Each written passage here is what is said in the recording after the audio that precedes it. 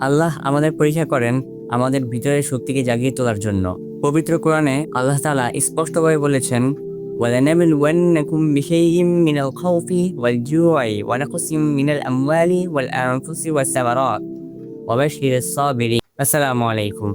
আমরা অনেকেই মনে করি বিপদ আসা মানেই আল্লাহর গজব, কিন্তু বিশ্বাসী বান্দাদের জন্য বিপদ হলো আল্লাহর নৈকট্য পাওয়ার একটি অন্যতম উপায়।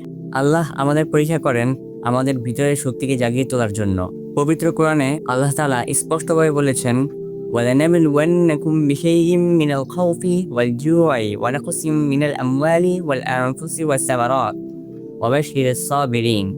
অবশ্যই আমি তোমাদের পরীক্ষা করব কিছুটা ভয়, কিছুটা ক্ষুধা ও জান ও মাল ও ফসলের ক্ষতির মাধ্যমে। তবে আপনি সুসংবাদ দিন ধৈর্যশীলদের। এই আয়াতের শেষে অংশটি খেয়াল করুন, সুসংবাদ দিন ধৈর্যশীলদের। তার মানে আপনার উপর আসা বিপদটি আপনার ধ্বংসের জন্য নয়, বরং একটি সুসংবাদের পূর্ব শর্ত। সোনার বিশুদ্ধতা যেমন আগুনে পুড়ে ছাই করা হয়, তারপর তার বিশুদ্ধতা পরীক্ষা করা হয়, তেমনি আল্লাহ তাআলা প্রত্যেকটা মুমিনকে বিপদ এবং বিভিন্ন কষ্টের মাধ্যমে তার ঈমানকে মজবুত এবং ঝালাই করিয়ে নেন। তাই কখনো হতাশ হবেন না।